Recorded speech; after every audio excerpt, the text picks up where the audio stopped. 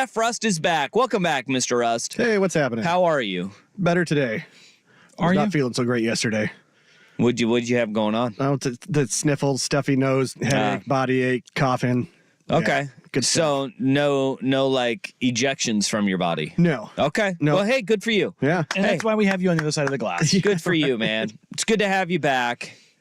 Good to be back. Are we sure it wasn't an extended hangover? Yes. Okay. So it wasn't just like a 3-dayer that was just lingering from the No. weekend? Just a bender. Yeah. Well, hey, it happens to the best of us. Yeah. And Hey, look, I know that you'd be honest. That's what Monday was for when the kid was sick Yeah. and the wife had appointments most of the day. There you go. All right, this is well timed. I don't know what's happening. You got me the bottle of tequila for my birthday, which is it's down to halfway. That boy. I mean, really? We're 2 months. Yeah. It's not even halfway. Well, I mean, let's be quite honest, though. That also coincided with you destroying your hamstring. So which you would think I would. You were on all of the pills. No, you were already fine. You were already leveled out. You're true. Yeah, There, sir. That's fair. Goodness gracious. This guy over here's like, oh, that's even more reason to drink. I mean, Wow. wouldn't be the first time I washed it down. It's, Goodness gracious, man. You're 39 years old. my body says otherwise. But Even worse. Even worse. I had a couple nips last night. It was Good? I went outside with the dogs and it was cold as hell. Yeah. And I was like, you know what? I think I need to warm up from the inside. And most people go with like maybe a brandy if you're Jeff Rust or a bourbon. Nope, you went tequila. And Well, maybe next time you should mix it with that Doritos booze. right? Wait, what? Doritos booze. Mm-hmm. They're making a nacho cheese flavored alcohol, 84 proof. Again, this is the kind of thing that we should be marinating with. I don't know. At $65 a bottle, that's an expensive marinade. I mean, Wait, what? Yeah. It's $65 Yeah. for Doritos flavored alcohol? Yes. Who? No. Yeah. No. Yeah. We have gone too far. We have gone too far. Mountain Dew did this, right? Didn't they dip into the alcohol? Now we're getting Doritos as well? What are we doing? You know what I blame for this? Bacon. Remember like 15 years ago, it was like, we're going to bacon everything. Bacon flavored vodka. We're going to bacon flavor our vodka. We're going to bacon flavor everything. Everything's just going to have bacon on it, which was delicious in That's the thing, theory. like, bars. you're not. Well, I mean, In theory, it was literally made a delicious. place- You made a place famous from that. So, Yeah. but also Bacon is great, but now we're like, what else can we do this with? No, you can't replicate this. And by the way, some of those bacon flavors were like, this doesn't taste like bacon. It's like when you give me like grape flavored, well, grape everything sucks. Well, no, that's wrong. There are certain like, natural flavors that are tough to artificially What reproduce. is- what is good as grape? Grape Crush, delicious. Eh, Grape Crush is delicious. it's the worst of the crushes. No. No, that would be strawberry. Yeah, Strawberry Crush is No, just I forget that it's a exists. stomach ache. Yeah, that's all that sugary is. mess. Yeah. Grape Crush, delicious. Grapevines, delicious. You're excluded from this conversation because for some reason you think Twizzlers are good. So you can't even talk about this. Captain Wax. I nipped that one in the bud. I knew where you were going. I was like, nope, I'm not even gonna let him in on that. Great plastic. No, that is what a Twizzler would be. See, that must be like the anti-cilantro thing. Grape Otter Pop. Really good. Not the best. No, see, it's not the It's best. like the worst of all of them. No. Yeah. That Orange Otter Pop is not good. Yeah, Orange Otter Pop. Wow. Boom, punt that thing. Mad Dog. Grape Mad Dog? Wasn't there a grape Mad Dog? Yeah, There was a purple, there was. Oh, yeah. God. I've had purple vomit from that. I steered away from that. But also, Never went down that path.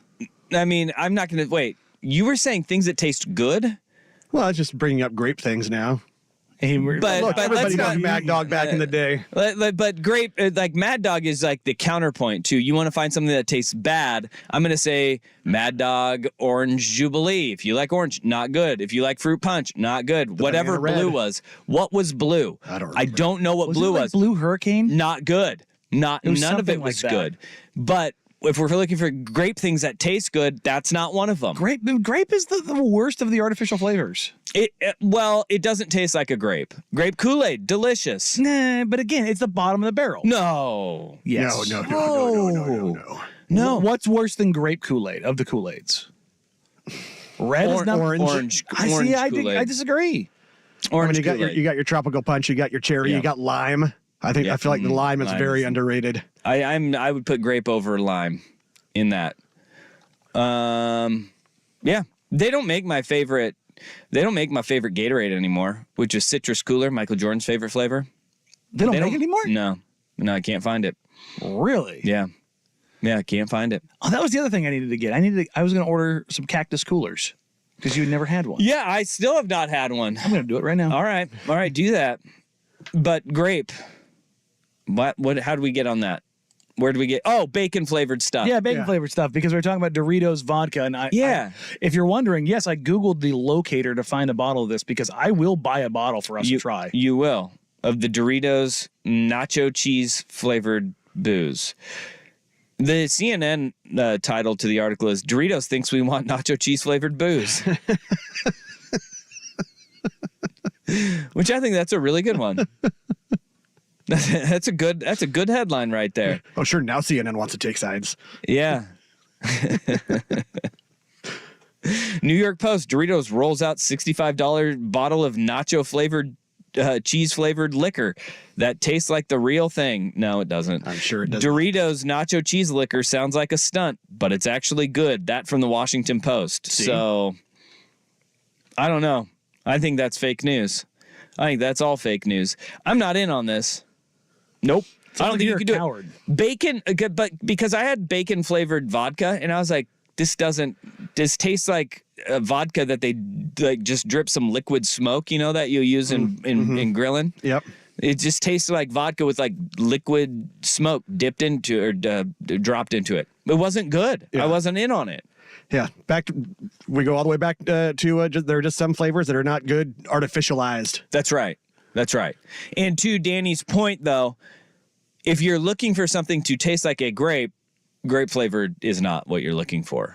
Even if it should just be purple.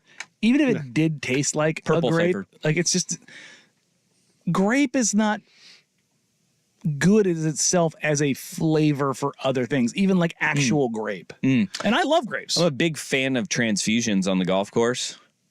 You know what transfusion is? It's like I think it's grape juice, vodka, with a little bit of like ginger ale in it. Just like a little splash of ginger ale too. Ooh. It's a nice little refreshing drink. It's really good. Have you had a cotton candy grape? Yeah. Oh, they're fantastic. That thing is insane. Yeah. You want to get Good your stuff. kid to eat fruit? Yeah. That's the way to do it. It tastes nothing like a grape. It tastes like literal cotton candy. There's no way that those are actually healthy for you, though, right? I mean, it tastes too good to be healthy. It's fruit. It has to be. No, That's no, a law. No. Legitimately, I have a Science. friend who Food Pyramid told me. Yep. she has a PhD. So her and her husband are both they're into wine. Like they work on vineyards, and they both have PhDs in like developing wines. And but we were talking about this summer, the whole idea of like how you got like the hybrid possibilities and how they came across because there's like an endless amount of grapes. There's so many. Endless. And basically they crossbred these two different grapes that came into this. I think it was to try to come up with some kind of wine grape. And instead it came out with this monstrosity that's incredible. But just because of the flavor, it doesn't mean like the healthiness or anything part of that changes. Yeah, I'm looking at science is maybe is countering that. A typical grape contains about 62 calories and 15 grams of natural sugar.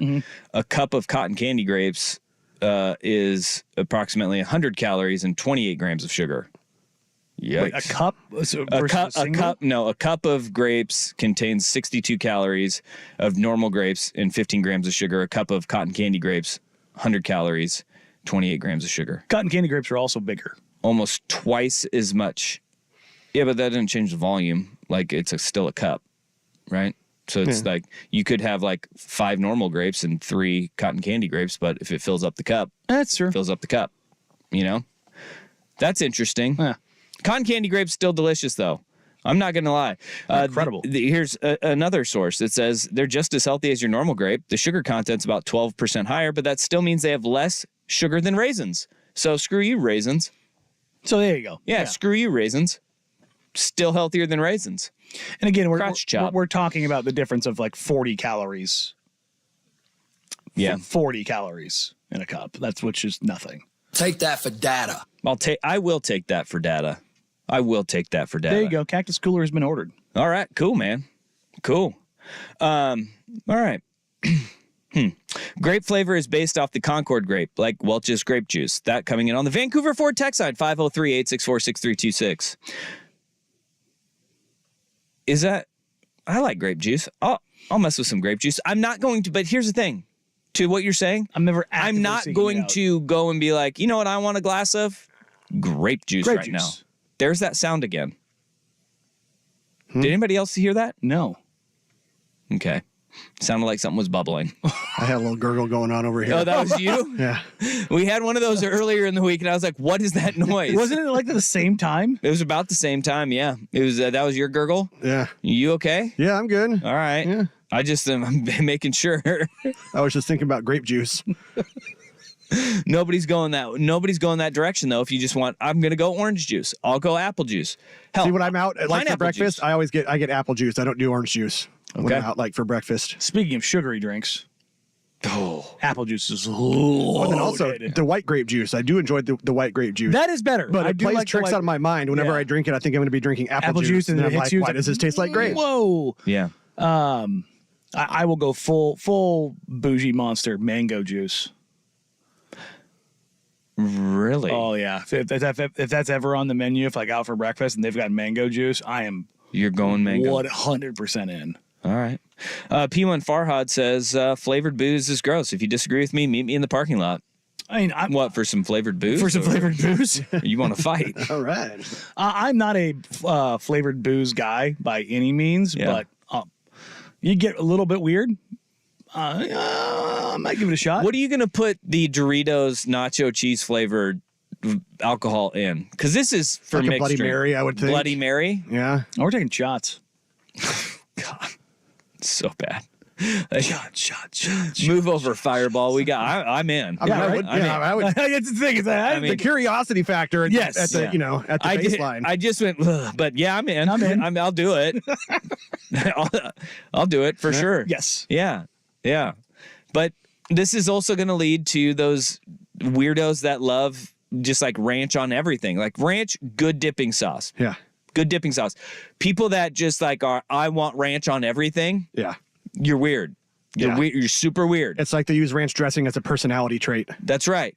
They're going to want the Cooler Ranch Dorito flavored alcohol too. Yeah. And that's just going to be just as bad. Yeah. Like, are they going to go like Goldschlager where it has like, it had like the flakes of gold? Are they going to have like the little bits of orange that get stuck to your fingers, like floating in the bottle where it just like settles down to the bottom? And that's where you get the Dorito flavoring from, is by the little flakes of Dorito. Like, come on. Why did they stop making Goldschlager? Because it had real bits of gold. Have you seen the price of gold lately? Yeah, I know, but even then, like the amount of gold that was in there was so Did they stop making it? microscopic. Yeah, Really? yeah. Yeah. It's probably like 10 years ago they stopped making it. Yeah. I think they had enough lawsuits from like sororities where like, you know, they had like somebody looked like a leprechaun murder scene because there's gold poops, vomit. gold poops just floating in the toilets. They're like, this can't be right. We got to sue you for that. Yeah, we've seen enough frivolous lawsuits to make me believe that is a real lawsuit that probably happened. I wonder if there was ever anybody who went like full lunatic and like tried to steal Goldschlager and pan the gold out.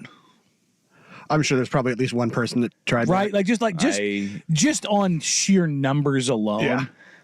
I can think of probably no less than 400 fraternity houses that probably had that idea in the 90s. Mm-hmm. They were like, you know what we're going to do? We're going to buy a new big screen TV for the frat house. We're gonna have a Goldschlager party. We're going to pan for it. It's only going to cost us $7,000 in Goldschlager. Yeah. Again, But you're double dipping. You're having fun and you're this is why you fundraising. steal it. You're doing both. We got somebody who texted in. I just ordered my bottle this morning. My wife loves Doritos.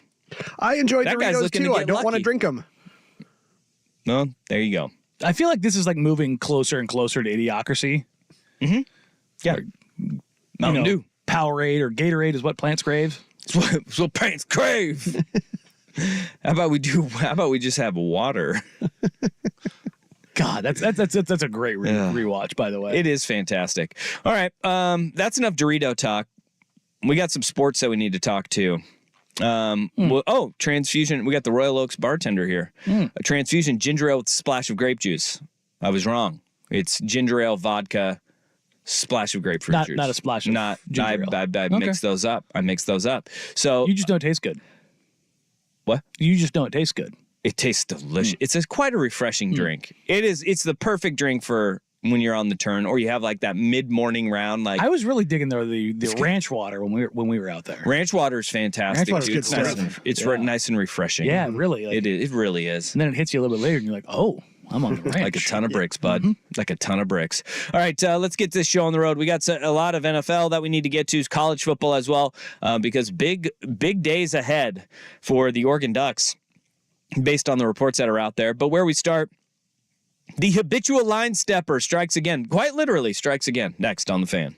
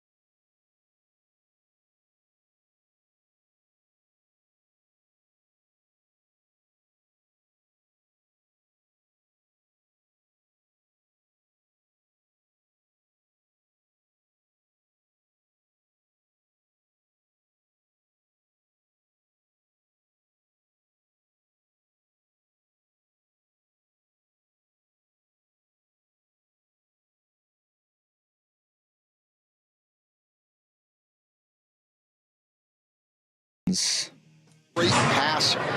Fields has picked up his third foul. And now Green runs over Nurkic, and he'll be called for the foul. And they're going to take a look at this. See Jason Goble indicating they will go to the monitor here. Nurkic is down in a heap. Oh, man. Video review. Green makes unnecessary and excessive contact to the face. The foul's been upgraded to a flagrant foul penalty 2, and Green has been ejected from the game. There you go. When you hear excessive, that's it. Draymond Green is out. That was a call on TNT last night. Brian Anderson as Draymond Green fighting through a screen set by Yusuf Nurkic. There's no other way to say it. He wound up spinning back fist and walloped him. Nurk had a hold of his right hip, and Draymond Green pretended to, and then we'll hear his excuse in the post game, that he was being held so egregiously that he was trying to flop. We're on radio, so I can't demonstrate, but there's no physical way what he did can in any way, shape, matter, or form be equated as a flop. If you're flopping, you fall forward. If you're flopping, you fall backwards. If you're flopping, you spin and you fall away. You do not spin out, load your hip, recoil, and hit somebody with a spinning back fist to the side of the temple unintentionally. I will defend Draymond Green in this way and this way only. Yusuf Nurkic gets hit in the face a lot. He has an uncanny ability to get hit in the head, though. It's crazy. Nurk is lucky right now that he did not get, number 1, knocked out, number 2, suffer a severe concussion, number 3, get busted open. That guy Look, if you haven't seen it, not just this incident, but the Jordan Poole incident, Draymond Green not only sucker punches Jordan Poole, he slumps him. He knocks him out. The man is a incredibly strong human being who can load up and throw a punch. The force that he hits Nurk with is violent, dangerous, and inexcusable. And even Draymond Green knew he was in the wrong after this, because in the post game, this is how he addressed the incident. He was pulling my hip, and I was swinging away to sell the call. Made contact with him. As you know, I'm not one to apologize for things I meant to do, but I do apologize to you, sir,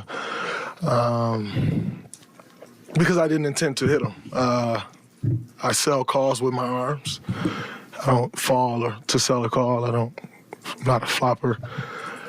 So I was just selling the call because he was grabbing me and pulling my hip back. So I spun away, and unfortunately, I hit him. And so, like I said, I apologize to you, Seth. Because I didn't intend to hit him. Okay, yeah, you knew. Because if he really did nothing wrong, he'd be like, it was incidental. He knows what he was trying to do, and he knows what he did was absolutely wrong. And based on, I don't know, he just came back from a suspension from choking Rudy Gobert. He knew the wrath of the NBA is going to be coming down on him. Adam Silver is going to drop the hammer on Draymond Green. I am a person that when the Rudy Gobert thing, when he was choking Rudy Gobert, I was one that was like, I don't think it's going to be like the 20-25 game suspension for that, because look, if he wanted to hurt Rudy Gobert, he could have hurt Rudy Gobert in that moment. And Rudy Gobert didn't get hurt. Was it okay to do? No. He had a pretty scared look on his face. He did, but he could have really hurt him and didn't. This was the intent of what he did was to hurt Yusuf Nurkic. Nobody is buying that he was just selling a call. Like, nobody is buying that he was just selling a call. So what is this suspension going to look like for Draymond? Everything that he said there was the wrong thing to say. Yep. If I'm intentional about something, he's like trying to puff himself up here. Yeah. Instead of being contrite and saying, I lost control. I lost control of my emotions, my mentality, and my self of well-being. I can't fathom the level of stupidity and ineptitude required to get up there and say what he said. Nor the same thing from Steve Kerr to say that he hadn't seen a replay of it yet. You didn't see the replay of it being shown on the Jumbotron 47 times during the game? As they're replaying it to review whether he's going to get ejected or not. You didn't see the replay? Just have the balls to go up there and at least admit that you don't care. Well, and him saying that Nurkic kept grabbing his hip, they were entangled for about a half a second before he swung around. Just shut up. I think it's funny. He's like, I'm not a flopper. Dude, there was a whole Self-aware much? playoff run where you were kicking dudes in the junk that everybody's like, look at him flopping around and his feet are kicking up and he's kicking dudes in the junk. We don't forget that. We know what you're doing and there is malicious intent behind it, right? You can't polish this any other way. And now we look at, all right, so what is the reasonable suspension that he's going to get? Right now, Vegas odds-on favorite, 20 to 30 games. Plus 100. I don't think they'll do that. 11 to 20 games is plus 150. 1 to 10 games is plus 500. 31 to 40 games is plus 600. Rest of the regular season plus 900. No suspension is plus 3,300. I'm going to go with they double the last one and they give him 10 games. I think they go Ja Morant. I think they go 25. Do you think that they're going to look at repeated instances of you literally just had this discussion 2 weeks ago? They said in announcing that one, the only reason why it was as many as 5 games was because of his history. Which so is they just but that's my point. They're neutering themselves in terms of what they can do to punish him. Well, and they've done that over years. They're in this spot right now because of themselves, because of the league, because they have let him do this for so long. And that's why they go over the top here. And that's look. I don't like to see players get suspended. Draymond Green does not deserve the privilege of playing in the NBA right now. No, you're not wrong. He legitimately does not deserve the privilege to play in the league right now. If they came out and said he was suspended the rest of the regular season, I wouldn't bat an eye. If he was not a multi-time champion, if he was not a Golden State Warrior. I don't care. I'm just saying that we wouldn't... They would already have come down on him harder, I think, if he were not Golden State Warrior Draymond Green. I think what we need to look at is where we're at in this season, though, too. Is one, you have a prior history before the season even started, going just even like back to last. This is his 3rd suspension this year, in calendar year. But this will be his 4th. He's had 3 this calendar year. He's been ejected. Wait, this is his 3rd ejection of the season. Third ejection of the season. 4th. This would be his 4th suspension. Not of this season. Of the calendar year. Okay. Yes. Yeah. Okay. But. When was he? When were his other ones? Because this is his 2nd one of this year. Donovan Mitchell, dust up, where him and Mitchell went chest to chest. That'd be last season. Yeah, last season, early this year. Yeah, but he's played in 15 games this year and has been ejected in 3 games. So think about that. 20% of the games that he's played in, the guy's been ejected from. 1 in 5 games, he is getting ejected from the basketball game. That is a crazy number to look at, right? I mean, 1 in 5 games, there's a chance that he's going to get run from the game. The choking of Rudy Gobert, which got him a 5-game suspension.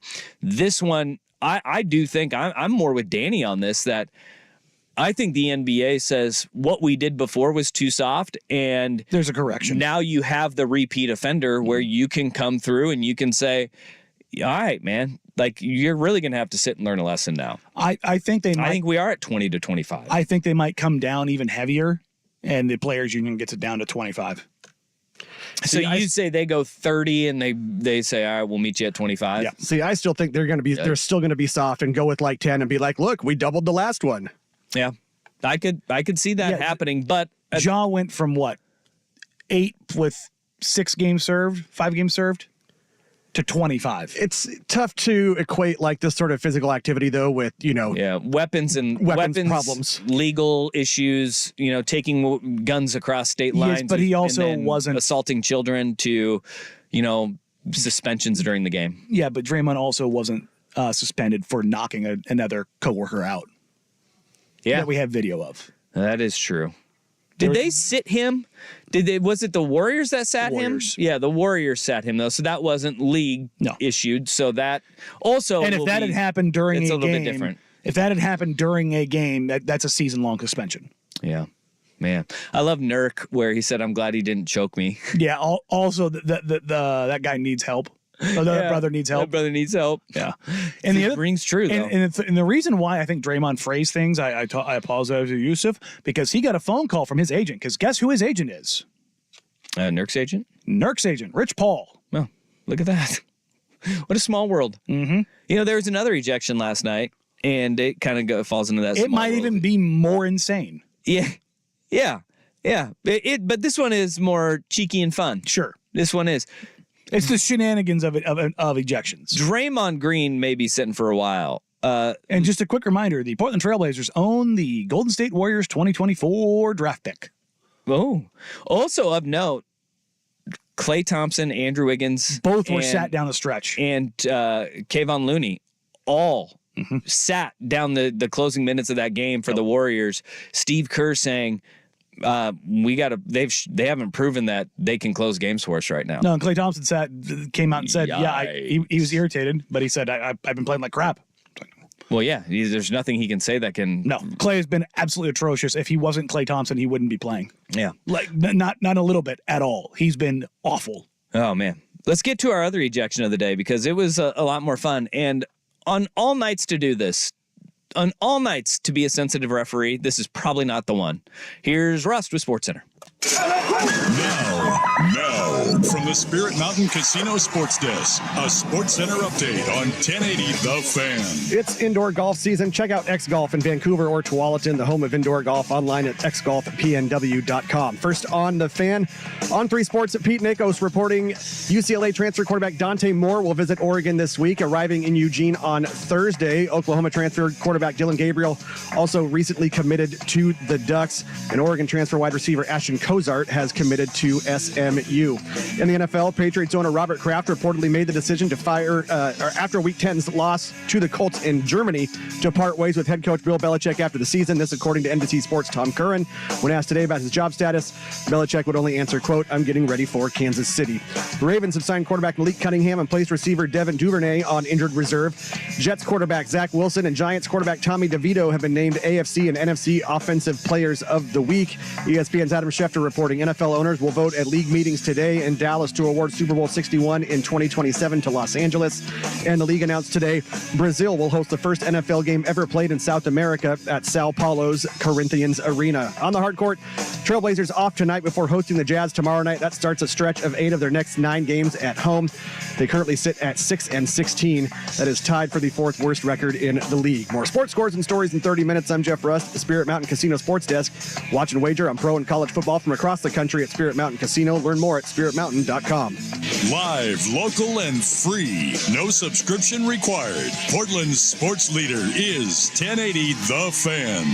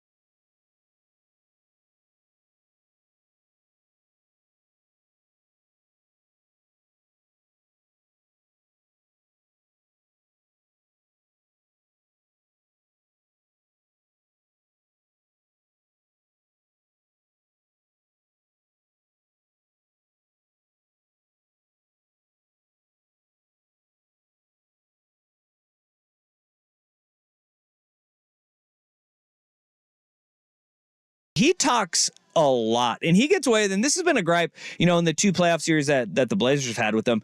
A lot of Blazer fans are like, dude, he gets away with talking to the refs and being aggressive with the refs and complaining to the refs way more than anybody else. And he gets away with his little cheap shots that he'll do on the defensive end of the floor. And he flops all over the place. And he irritates a lot of people if you play against him in a playoff series, right? But he does get away with a lot. Last night was a little bit different because apparently there's one official who's had enough out of him. Because one technical foul and he was tossed out of the game against the Chicago Bulls. And it was in Chicago, and of all nights, Nikola Jokic got ejected on Serbian Heritage Night. And wasn't even given the double tech. They just ran him off the first one. I wonder what he said to the official to get that ejection. Like, what would that be? It better have been the worst thing ever uttered on a basketball court to run somebody on a single ejection. Because if it was anything like you're effing trash or you don't know what you're effing doing, swallow your effing pride. There are about 25 new officials in the NBA, and they all need to be taken out back and have the crap kicked out of them. You are really wound up today. I just hate stupid. I hate stupid so much. Look, there are a lot of bad officials in the NBA and like the old era. Yeah. But one thing they were very good at was managing people. Right. That is Joey Crawford was a red ass, and he got out of control sometimes. But you could have back and forths. Ronnie Nunn, Benny Adams, like you could have those back and forths. You could go. Rasheed Wallace got teed up a lot. Rasheed should have been teed up 1,000 times based on what he did then, now. Right? My God, Sheed's record would be untouchable. But so one of the really cool things about the remix is that I can sit right behind the bench and I can hear the conversation that the coaches have with the officials. And there's some real back and forth. And you can see, like, some of the refs are also work G League and NBA. And I'm sitting there, and you can tell right away because they have, like, veteran officials that are down there and then young officials. Veteran officials, the rapport with the coaches, you can feel it. Yeah. I missed that one. For those that don't know, refs will come over and apologize for getting a call wrong mid-game. I missed that. That's on me. They are professionals. They are professionals. But you will also see these young refs puff out their chest and tighten their back and just, I'm not going to bow down to you. And you can just sense this arrogance that just comes wafting over. And you're just like, you need to swallow your pride. This is not about you. And that's what this is, because the NBA needs to come out and say what Jokic said. Because if he said something so egregious that he's run, yeah, we should know what he said. Well, Michael Malone, he got the rundown from the officials, and he wasn't satisfied with it. Especially I tossed him, and he asked me, did you hear what he said? I said, I did not. And I will not use the phrase that Nikola reportedly used, but he just felt the language that was used warranted an ejection. And when I heard what he said, I said, I don't understand the problem, because when I grew up, that was a term of endearment in my house. I've heard multiple people say the same thing, that Jokic said, make the call, mother bleeper. Oh. Which, play basketball once. Yeah, that's very sensitive. And how many, Serbian people were in the stands in Chicago, like, we came for Jokic, and they're like, what? We get run? How many fans? Forget Serbian. How many fans came to see? That's the MVP. That's the MVP that's the best player in the world that you just ran because, and to be totally fair, Vucevic hit him. I don't know how you missed that. Yeah. It's a 7-foot monster. You just got smacked across the arm. Well, and I think this all goes back to, he just complains about everything. He complains about everything. He does, so, but I will give him this little bit, and Shaq has said this too, and Nurk. I've talked to Nurk about this. Those guys get hit because they're so big they get hit every play. I mean, every single play. And they're just like, you look at Yoke's arms. Hell, I'll give you a perfect example. Jabari Walker for the Trailblazers, their last home game, he comes to his locker. I'm not kidding. He's bleeding. And like, he just came out of the shower and he's like, I find out how many cuts I have on me at the end of the night by how much it burns. And he goes, he had like probably 5 on his right arm, right chest, another 4 on his left, and that was just from that night. I get it, but he also does the same thing on the other end of the floor and gives palms up anytime there's a call against him. Like that, and that's what I'm saying is that you just kind of made the point that it happens to everybody. And so, do you want the game bogged down by every single whistle? Right, sure, every big in the league goes through it.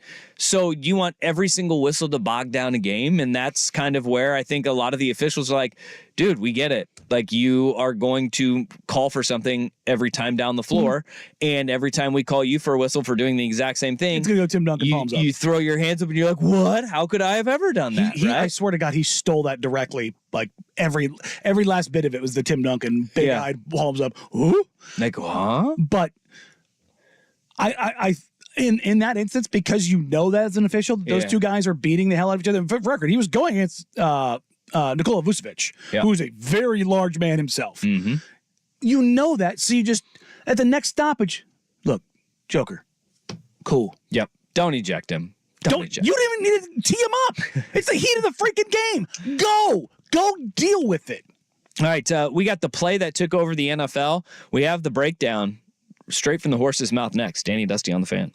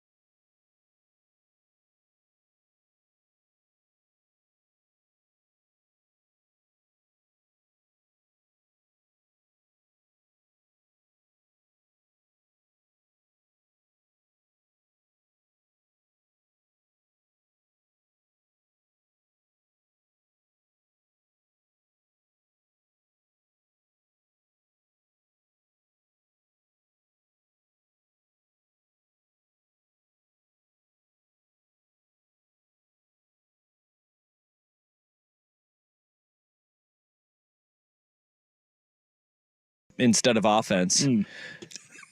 And we're like, rightfully so, everybody's talking about Patrick Mahomes and his reaction, Andy Reid's initial reaction, and the fact Kadarius Toney could line up that far offsides and not realize it. Even though he did look to the official, gave him a point, but then did not listen to any of the instructions from the referee to, I don't know, back up. So one of the great plays has kind of been lost on everybody.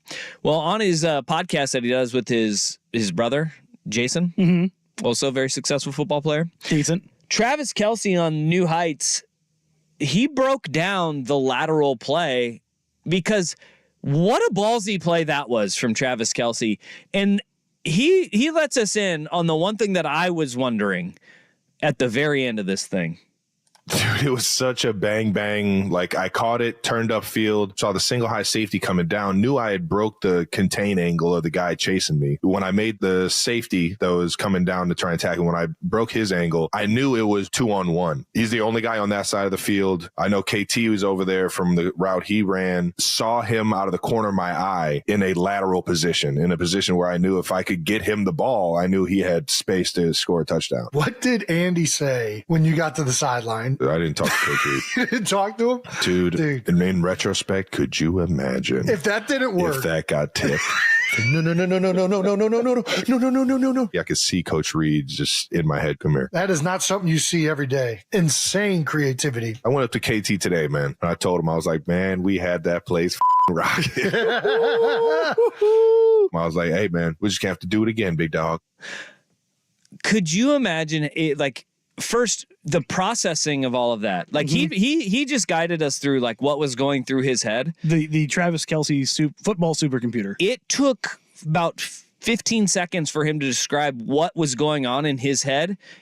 But in real time, that happened in a second. And it was after he says, I dope stuff. Break contain from the safety. He's got two guys bearing down on him. By the way, those two guys are both, like, for just average's sake, 6 foot, 200, run about a 4.5 40. Sure. They're running right at him, trying to rip his head off. And in that moment, once he makes that first safety miss, he goes, yep.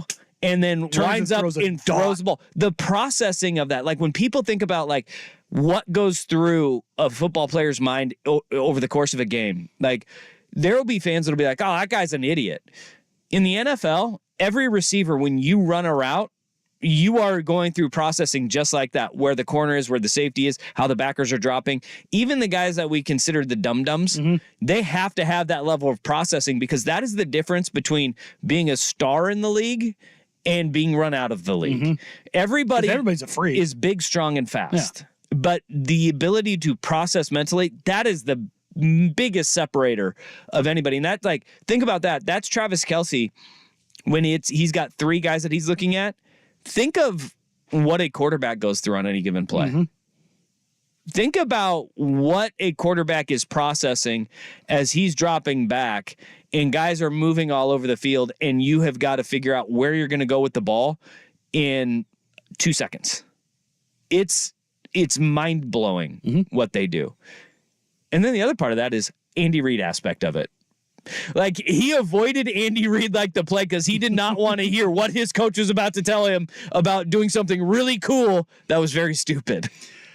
Yeah, because if that backfires, oh boy. Oh, buddy. But he dotted him. It was amazing. He dotted him. It was a spiral. How do you think? It was right in the numbers, and Kadarius Toney wasn't paying attention and then saw the ball come and was like, oh my God. Hey, I can't believe this is actually happening. He didn't drop it either. No, he didn't. I mean, Shanahan and McDaniels have to be seeing that and going, oh, we're working this into something. It's something we're working this into something. Travis Kelce has mentioned it several times. Like, Andy Reid allows us to be creative as long as it doesn't screw up. And he's like, he said it in several interviews before, like, hey, if I got a guy open, I'm going to try to get him the ball. He's done it before, just like a pitch to somebody. He's never wound up and thrown the ball 30 yards across the field, though. That was crazy. That play, there is just bananas on all fronts. It was a little Music City Miracle-ish. Shout out Frank Wycheck, R.I.P. R.I.P. Died this weekend. Yeah, he fell and hit his head, and they found him later, unfortunately. That's sad. But it had shades of the Music City Miracle. Yeah. Same kind of thing. Tight end, little throwback. Obviously, it'd be live action as opposed to kickoff return, but it was lateral. I think it's crazy. And when your team's behind and you need it to be that separator. And it went for 6. Your offense has been struggling too. Yeah. Like that is that I just still can't get over the processing of it all. Like in that just moment. see that and know that he's going to be around that area. And you make that first guy miss and you're thinking cone. Looking downfield, assessing what's coming next. And you probably take a look to your left to see maybe if you can cut that way. And you see maybe Tony out of the back of your head kind of a deal. You're like, got it. Yeet. Incredible play. That play was nuts. And I'm glad that he opened up and was able to talk about it. But I have a feeling Kadarius Toney and Travis Kelce won't be doing that. I don't know. Ever again. Ever again. Hey, sticking in the NFL, the Dark Lord might be looking for a new hoodie. Next on The Fan.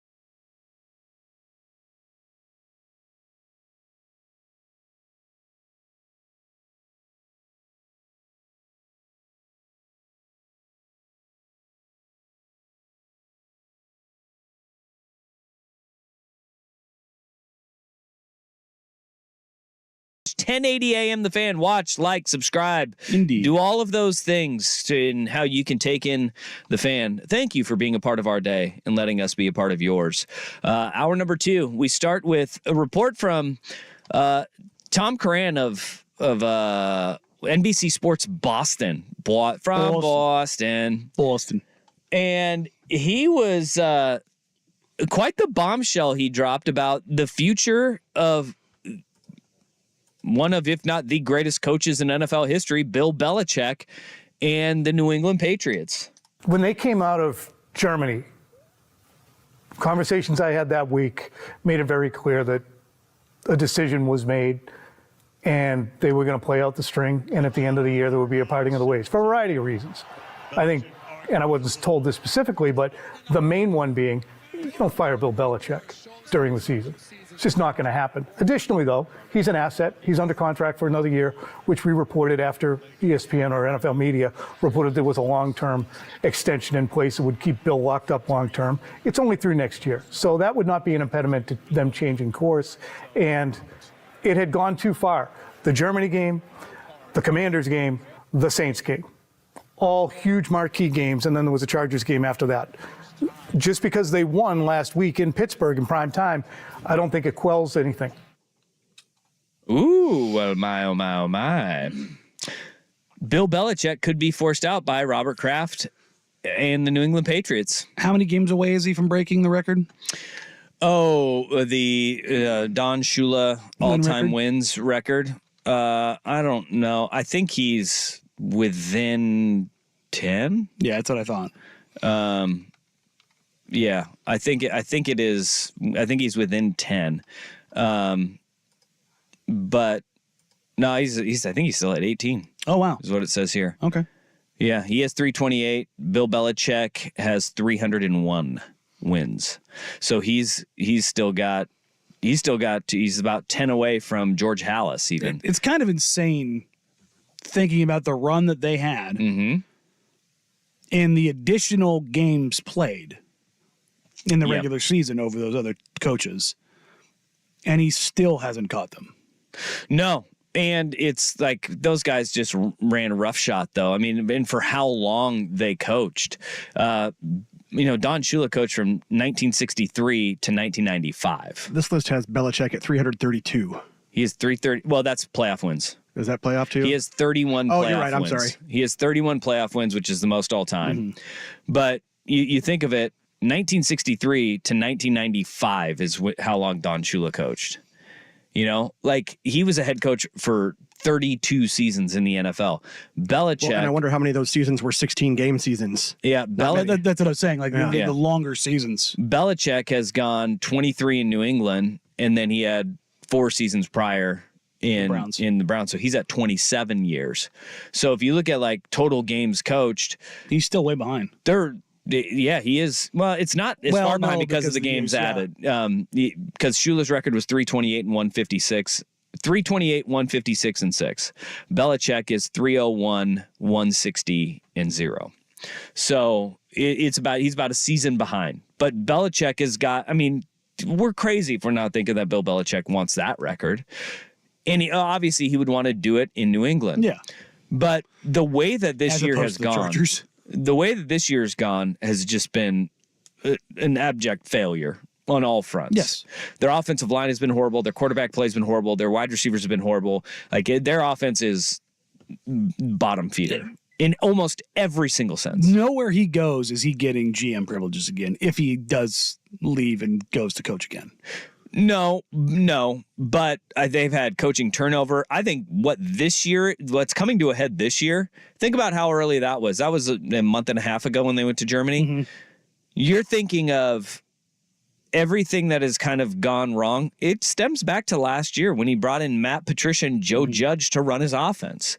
And it went directly into the side of the mountain. And that is where all of the cracks started forming, right? It wasn't just when Tom Brady left. I would say it's also on the personnel side, the guys that he's brought in or not brought in. The magic touch is no longer there without Without Tom Brady. The grace of Tom Brady. Well, absolutely. The greatest quarterback in NFL history. Yeah. That guy is pretty good, pretty special. Which means, again, I think if he is done in New England, then I would almost guarantee he doesn't get those privileges going forward. No, and nobody else has them. Nobody else will get them again. But what he was able to do with those privileges, though, I mean, incredibly impressive. I mean, it was much like ridiculous. The Nick Saban rehabilitation program, the Bill Belichick rehabilitation program in New England was real. Now, there is a report that is kind of countering, and by the way, Tom Curran is a guy in Boston who He's been there a while. He does a really good job of reporting on the team. He's not a guy that is fly by the seat of your pants, hot take artist. He is well established, very well sourced, but there's always like this. There is a force field around New England, right, where a lot of stuff doesn't come out. It does not come out of there unless, they are wanting something to get out of there. You now have ESPN, is saying that multiple sources in and around the building say Gerard Mayo taking over the Patriots next year is the most likely outcome, though others are no longer certain that's the way that Robert Kraft will go. I mean, Gerard Mayo was a linebacker, like hand-picked, hand-selected by Bill Belichick, was really dang good. Injuries kind of sapped him, yeah. He was still really good through the injuries. Belichick brought him on his staff. They gave him a contract extension that they lined up Belichick and Mayo to end at the end of the 24 season, end of next year. And we had Gerard Mayo, after he got a pay bump, he said no to head coaching interviews this past cycle because he's being groomed. He is being groomed. That's what makes this report a little bit surprising, is that you have Belichick, who is not far away from breaking Shula's record. You have him under contract for one more year. You ride this out for one more year with the understanding, like, hey, we're going to see this through. And then you go and you move on from him when his contract expires. You're not going to fire Bill Belichick in the middle of the year, though. No. You don't. You do not fire Bill Belichick in the middle of the year. Body bagging him in the middle of the year. He's not Brandon Staley. You don't do that to one of the greatest coaches of all time. But regardless of any rough relationship he may have with Robert Kraft now. But where I see that maybe you have to move on with him before his contract is up is because you could have the number 2 pick overall. And if you're only going to have Bill Belichick for one more season, then you want to have your coach aligned with that. You don't want him to make that pick as the general manager, because if you have your head coach in waiting and it is Gerard Mayo, then you can sit there and you could say, all right, Bill, we're going to bring in a GM now. And if Bill Belichick doesn't want to have a GM come in for his final year, maybe that's where you do have to break that off. And you say, hey, man, we're getting the quarterback of the future. We're going to take your hand-selected, groomed coach of the future in Gerard Mayo. I mean, right? This is, if you want to look at a recent precedent for this, look no further than the NBA draft this summer. Michael Jordan was still the owner of the Charlotte Hornets. The incoming ownership wanted to draft Scoot Henderson. Michael Jordan wanted Brandon Miller, and because Michael Jordan still owned the majority shares up until 3 weeks after the draft, they took Brandon Miller. But at that point, you go, we're bringing in a GM whether you like it or not. Yeah. And it's not going to be you, and we're gonna have because our the decision affects the franchise going forward long after you for a decade. It's I mean, you can say the same thing with Greg Popovich and Victor Wembanyama, like having to line those things up. Like that's anytime you have somebody who's long tenured somewhere but is short timed, they can't be. I mean, it can happen, but that shouldn't be your allowed vision kind of going forward because they're making decisions for you. And this kind of goes back, like the reason why this is coming out now is pretty interesting because over the weekend you had the weird kind of exchange that Pat McAfee and Robert Kraft had as the Army-Navy game, college game day was at Foxborough. And McAfee like walked it back, but on Monday, but it was like a weird exchange. Like, I don't envy being in the position you're going to be with, what's coming up this offseason. It was like, wait, what does that mean? Like this is in those circles now, you're starting to sit there and be like, okay, this is something that everybody kind of saw coming down the pipeline. And Bill Belichick, in all likelihood, going to be out, but he wants that record. where is Bill Belichick going to go next? Or I keep saying San Diego, but Los Angeles. The Chargers? Chargers. I don't think he would want to mess with that. With the Spanos family? From one meddling family to another? Well, the Krafts aren't meddling. Krafts stay out of the way. They've let Bill Belichick run the organization. Okay. I mean, they have for 20 years now. I mean, I guess I should say they're not meddling. Meddling in the sense of not meddling in that, but meddling in other things. Distractions. Oh, well, yeah. Robert Kraft going to his massage parlor. Well, not just that. Like he's he likes to be out and about. Yeah, he is front facing. Yeah. He's a front facing billionaire owner. Yeah, absolutely. But he lets the football decisions for sure go to Bill Belichick. That's why they screw up all the time. That's why they can't draft a wide receiver. It's not Robert Kraft's fault. No. And it like the biggest thing that the kind of only meddling that he did was when Brady went to Belichick and said, or went to Kraft and was like, hey, get Jimmy Garoppolo out of here. Mm-hmm. And Robert Kraft loved Tom Brady so much, was like, got to make that move. Get Garoppolo out. Bill did it, in a way that a GM shouldn't do it. How so? Taking less than he probably should have gotten for him. Oh, for Jimmy G? Yeah. Yeah. Just to be spiteful. Yeah. Well, yeah. Do you think that was spiteful? I think so. I think it was. Belichick has this. He's always done this. If you do wrong by him, he will screw you. Yeah. And he will send you to Siberia. Jamie Collins to the Cleveland Browns, Chandler Jones to the Arizona Cardinals. But if you do right by him, he will send you to a place and like they won't get that full value. Jimmy Garoppolo, he loved Jimmy G. Sure, so he's like, I want you to go somewhere where you'll be successful. And it does it to the franchise, you're not getting the most value back. But Belichick is not like this hardened a-hole like people think that he is all the time. It's only like 95% of the time. That other 5% of the time, he'll do right by guys and say, hey, go ahead, have a good career somewhere. But you're right, he did not get what he probably should have for Jimmy G. Even the most he could have gotten from the Niners, I don't think he did. No. I have a feeling we're gonna see Belichick still stay on the East Coast. I don't see him moving out west. Do you? Like that's the thing maybe that he gets might me. might go snowbird. just go somewhere warm for once. That's what made me think of LA. Not only just Staley, but like, what about Arizona?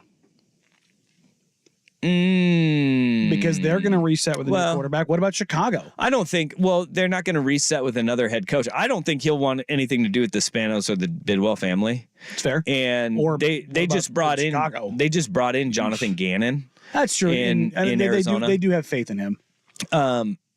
Chicago would be interesting because they're going to have a new quarterback. If they get rid of Eberflus, and everything indicates that's happening. If they can't get Jim Harbaugh. What would be your look? That's actually a good question. What would be your number one choice if you're Chicago? Is it Harbaugh or would it be Harbaugh? You think so? Mine would be Harbaugh, even with the great Bill Belichick. Just because of Jim Harbaugh, like where they both are in their career arcs. Yeah, and the fact that like we've seen Jim Harbaugh reset, and he's won everywhere that he has gone, and it has been incredible with Bill Belichick. Very good, and you can tie him to the number one overall pick for a decade and feel comfortable with it. You're not going to feel comfortable tying Bill Belichick to anybody for a decade. You're probably right on the end of that. Yeah, like he'd be 80. Yeah, that's what I'm saying. Like he'd be right on the end of that. He ain't being. I don't think he's got. I think he's got like 3 or 4 more years to where. All right, are you a franchise where you want to say, hey, we may be good enough to kind of retool our roster to make a run in the next 4 to 5 years, and Belichick could be that guy, right? Would that be? I don't know, if it's. I mean, that's a really good question because I don't think he's going to Vegas. I don't think he would go to LA or Arizona because I don't think Arizona's really going to move on either. Like you look in staying on the East Coast, what if he went home, right? we just heard how much Annapolis, Maryland. What if Go the to Baltimore? Commanders? No, I'm moving off John Harbaugh. No. What if the Commanders go off of Ron Rivera? What if and then you have him in his own backyard where he grew up?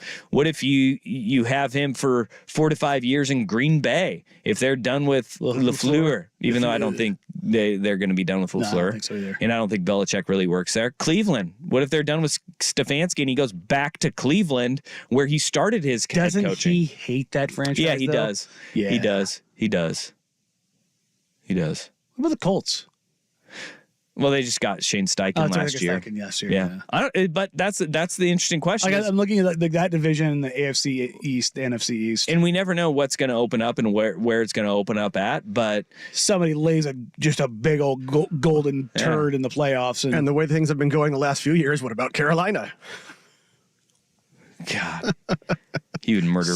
I'd say he'd murder David Tepper. It would be Belichick coming out of the locker room screaming, "Ma!" and Tepper. Yeah, that's interesting. Yeah, where would he go? That is the bajillion-dollar question. Maybe the Giants fire Brian Daboll, and he goes back to Buffalo, and Belichick can go take the Buffalo. Giants job. I don't want to talk about that. McDermott out. I don't want to talk about that. Belichick with Josh Allen. I don't want to talk about that. Oh. I want to talk about it. Oh. Don't. Nope. Is this where Dusty sticks his fingers in his ears? It's going, I'm not there. I hate you guys. Because that one makes the most sense. Yeah, I know. Like, I wasn't just looking at the Buffalo Bills logo for the last 5 minutes trying not to convince myself that it's going to be Buffalo. All right. You already landed one, the quarterback of now. Could the Oregon Ducks land the quarterback of the future? Danny and Dusty on the Fan.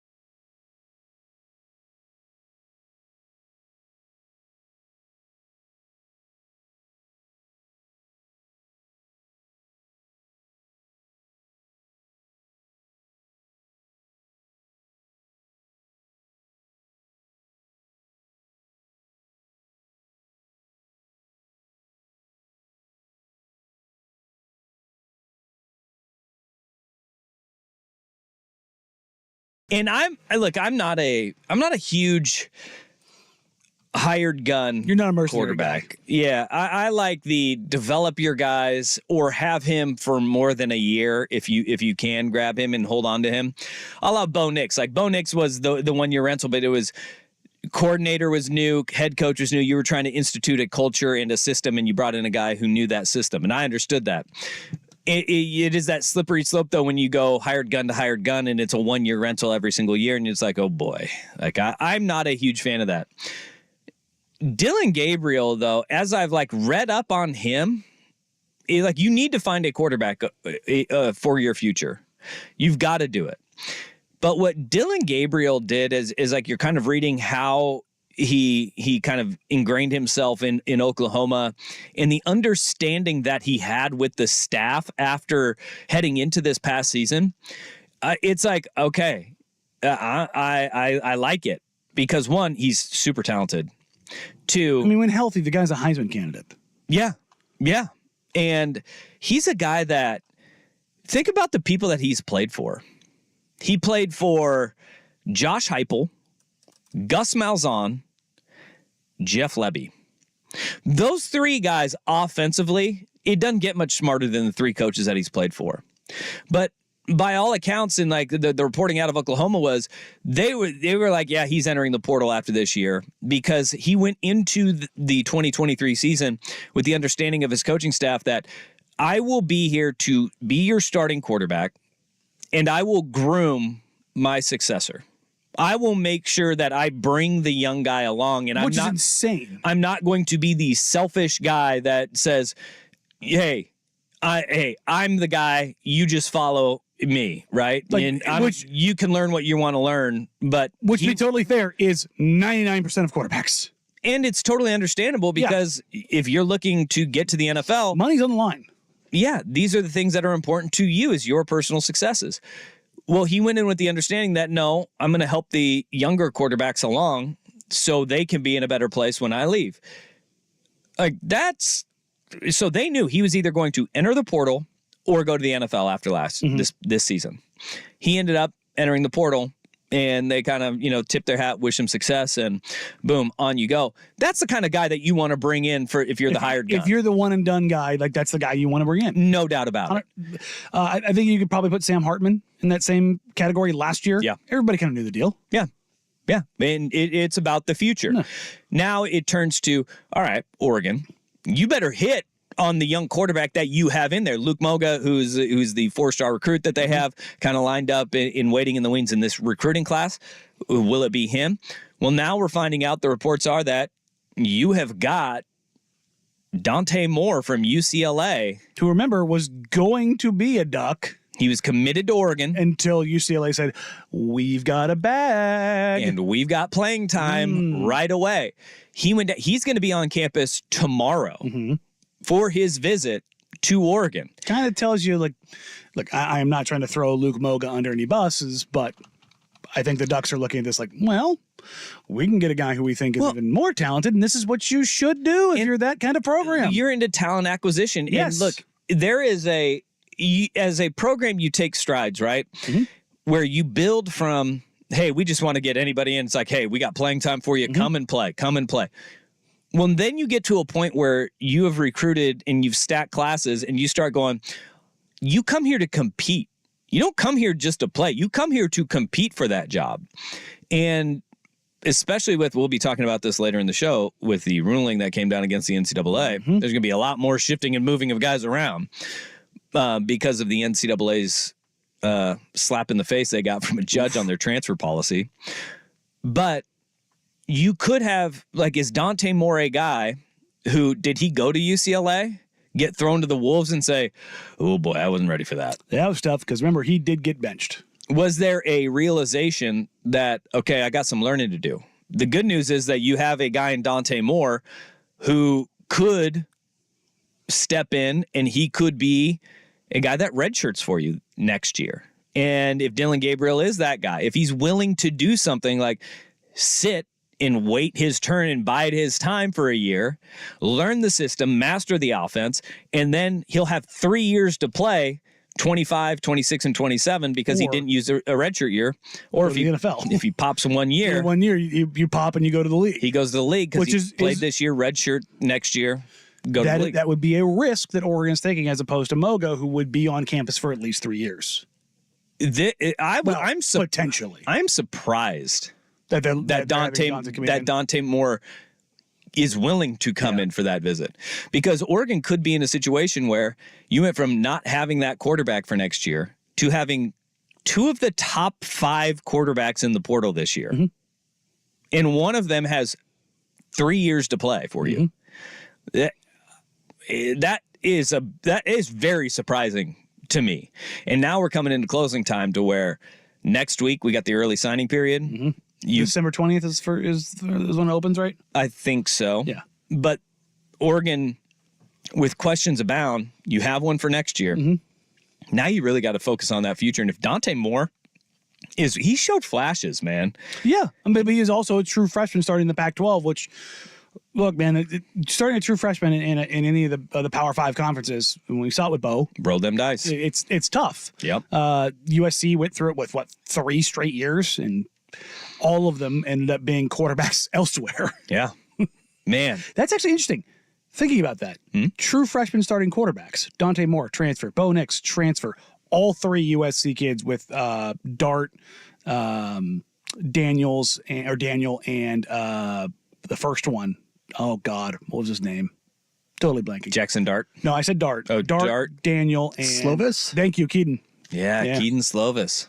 All 3 of them were true freshman brain starters. bread. On top of those 2 guys being freshman starters. Yeah. And it turns out starting as a true freshman, probably not great. Yeah. I mean, this is the world that we're in, though. It's talent acquisition now when you're at these upper echelon programs. And it would be huge if they were able to land not just Gabriel, but Dante Moore as well. No, it would be massive for the program. I mean, you have 2 foundational blocks kind of going forward. You address the now and at least the potential for the future. All right. Something to keep an eye on. And we'll have more on recruiting as we get closer and closer to that early signing period. We'll get some recruiting guys on to talk about the prospects at Oregon State. And Washington's doing a damn good job for the Big Ten. Up north, too. Yeah. All right. Coming up next, we got Ryan Horvat, our BetQL Network insider. Indeed. The host of BetMGM tonight. First is Russ with SportsCenter.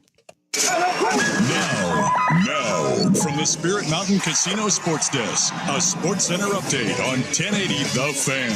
First on The Fan, on 3 Sports, Pete Nakos reports UCLA transfer quarterback Dante Moore will indeed visit Oregon this week, arriving in Eugene on Thursday.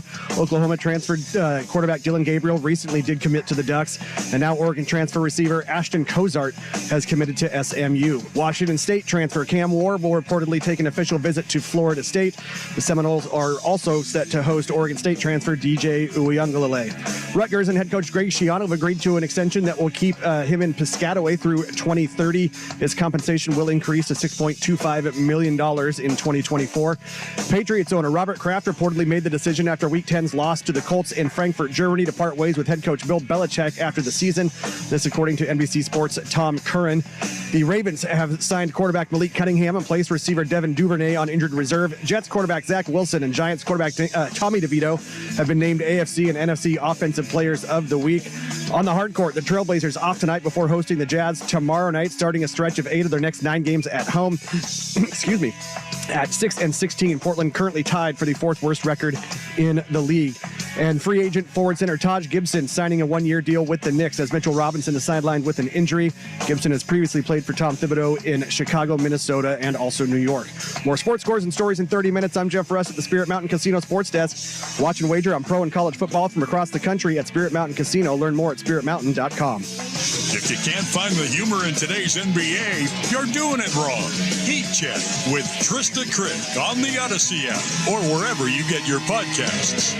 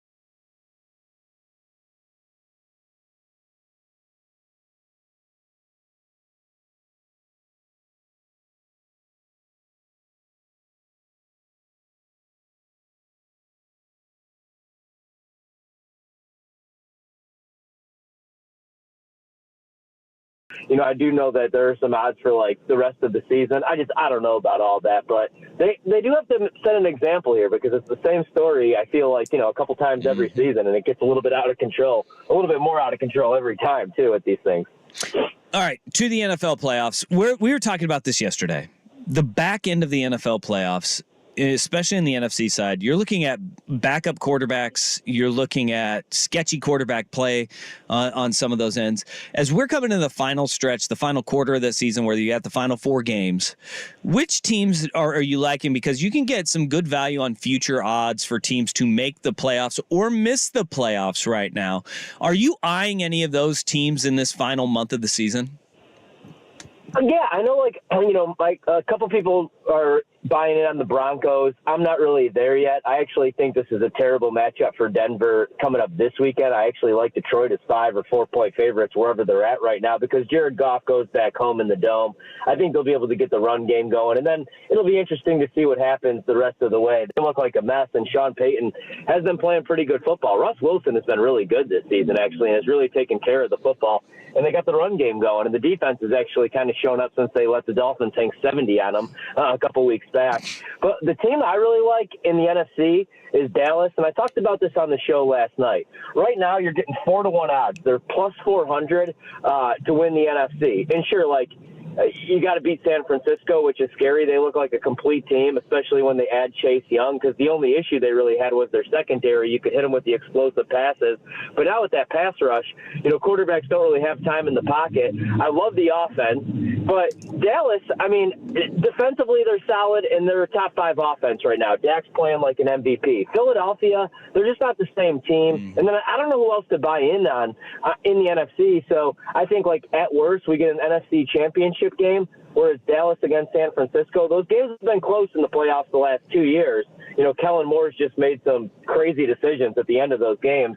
So at worst, you get the middle. You get the hedge opportunity where San Francisco will probably be minus 175 on the money line. Dallas ends up winning that game. You're not getting a plus 400 price. And that's where they're at right now to represent the NFC. And I think they're a different team than they were when they got curb stomped by San Francisco earlier this season. Team I'm avoiding, Miami, just because I thought that they were going to trend in the right direction on the defensive side of the ball when they got Jalen Ramsey back.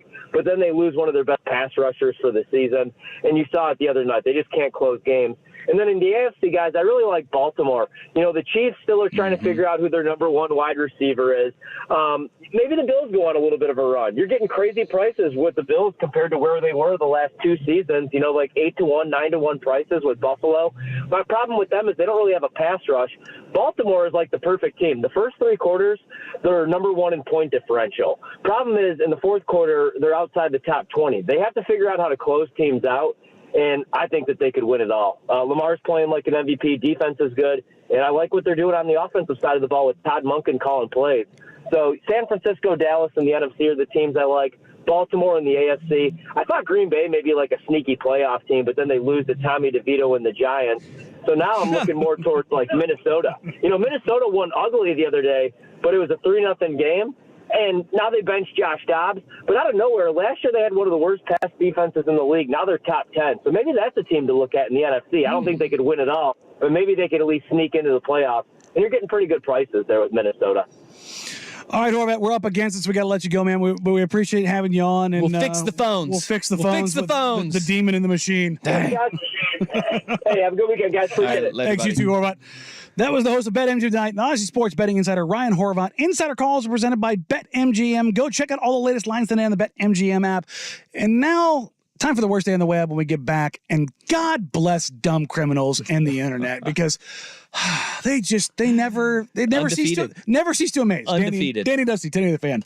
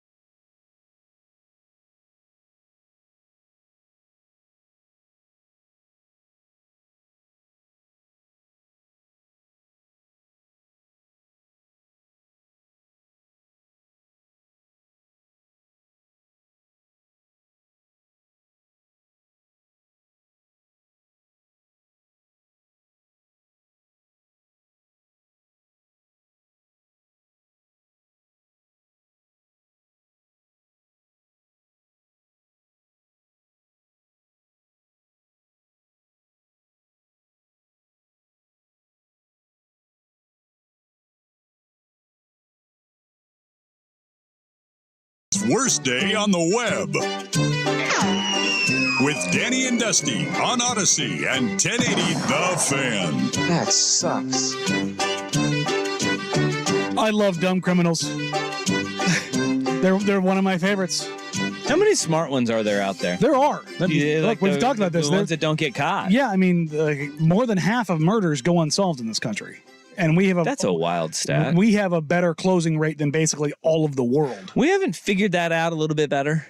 It's tough, man. Golly. This is going to get a total squirrel moment. Okay. I was watching TikTok, and there is a guy who is a professional diver and just does dives in rivers for stuff. Yeah, and the magnet guy. Yeah, and he has found vehicles with bodies. Oh.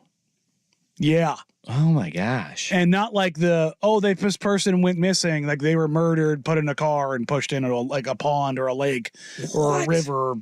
Isn't that crazy? Like that's how they're getting rid of folks still. Remember what I said? Put it in water.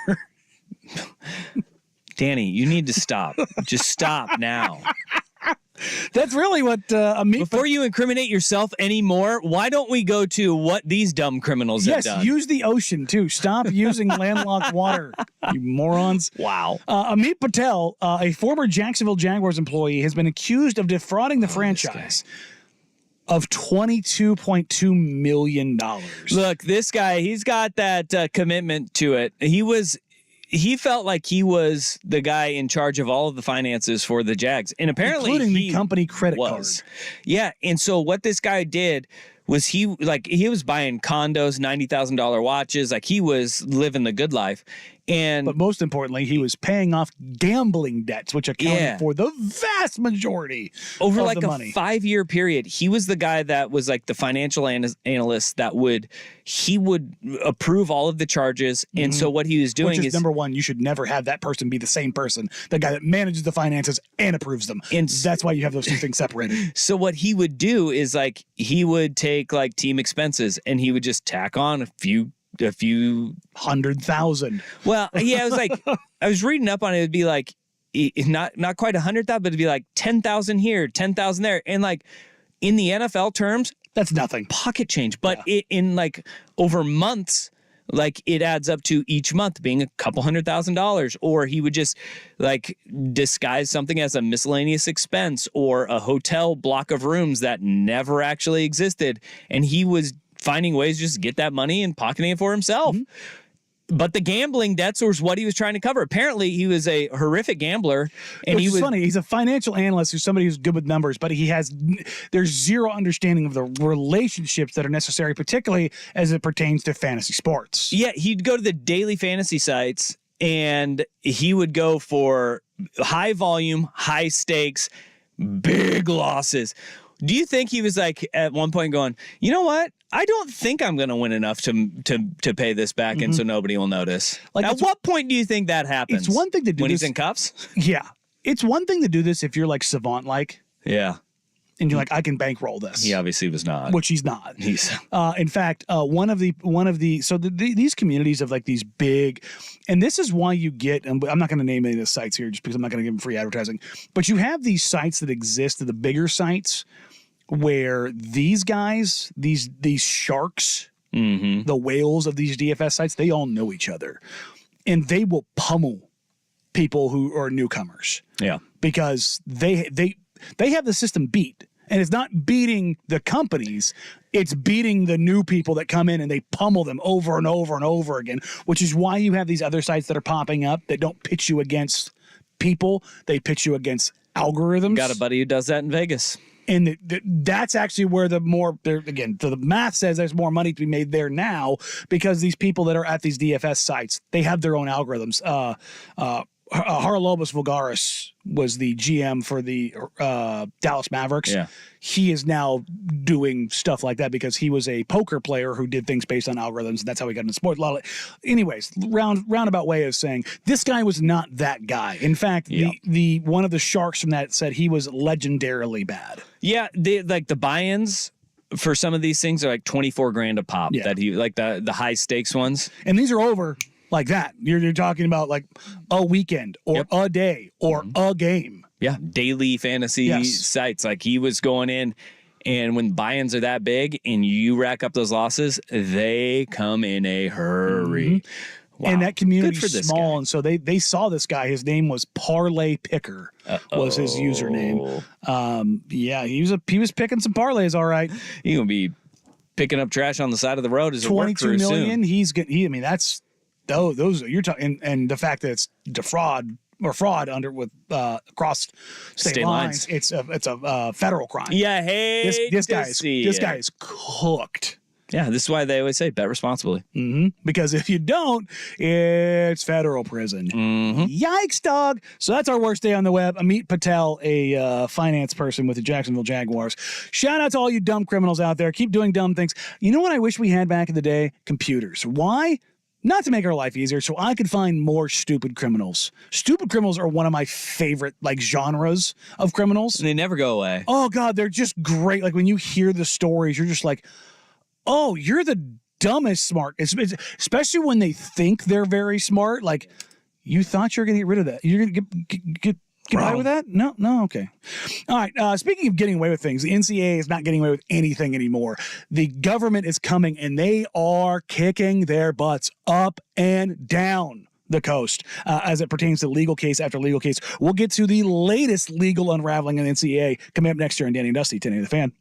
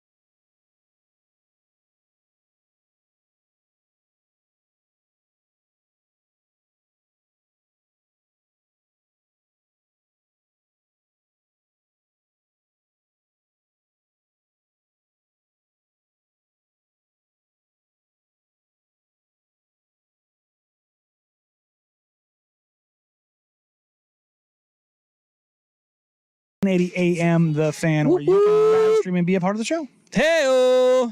Indeed. You know who's not saying hey-o? The NCAA. No, because they're getting the ever-living crap kicked out of them. It's been a bad year. And it's going to get worse. Yeah. This is going to keep happening. I don't think there's a case on the docket that we currently know about that they have any chance of winning. No. As it stands right now, they're going to get pummeled. We saw new president Charlie Baker. He tried to come out and have the widespread, changing rules, which would basically make college athletes employees and make separate subdivisions. But not quite.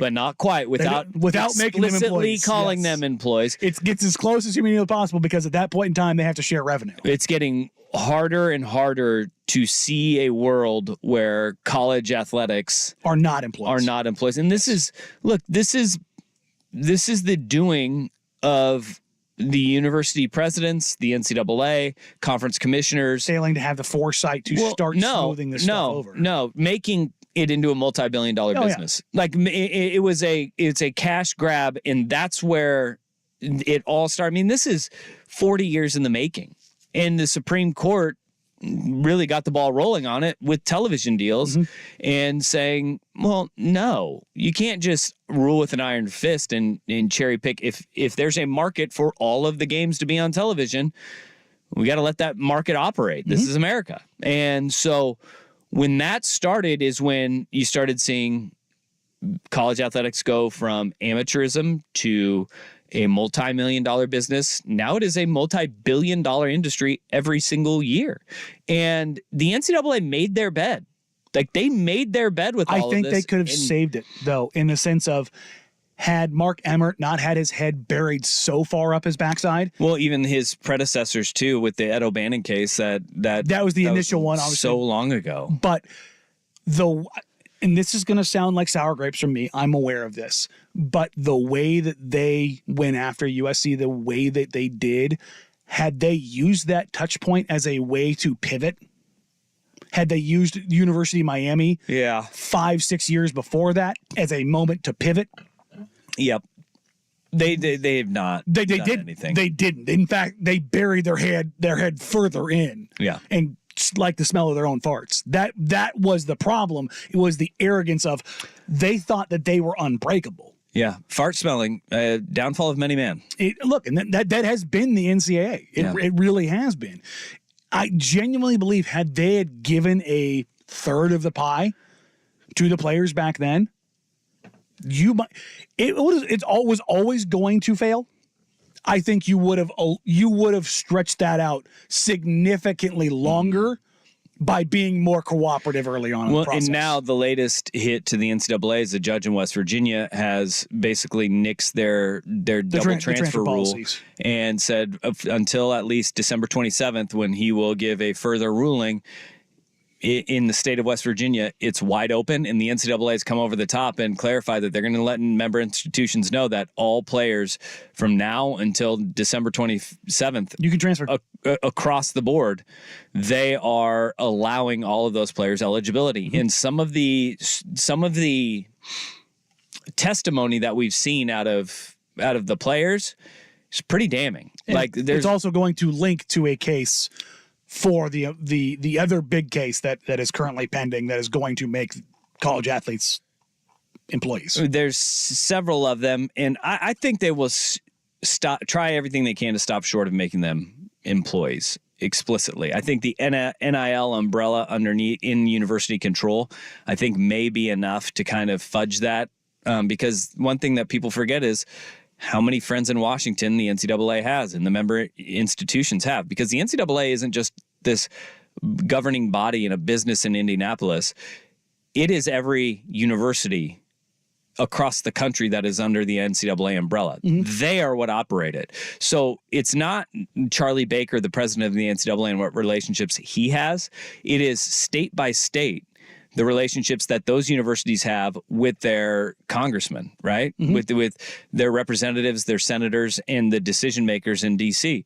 And there's a lot of influence there to protect what the NCAA is as an entity. And if they can fudge it as much as they can, then I think this is probably the what Baker did is actually kind of savvy in that you bring NIL in under the umbrella, because what we had from Raekwon Battle, who is a West Virginia basketball player who's trying to get his immediate eligibility, is he said, my inability to play basketball at West Virginia has impeded me from collecting my NIL deals because it's not a pay for play. But if I'm not playing, I don't have a name, image, and likeness that companies want to be a part of. And so that is where it's not necessarily pay for play, but you're limiting my ability to use my name, image, and likeness by not allowing me to transfer for whatever reason.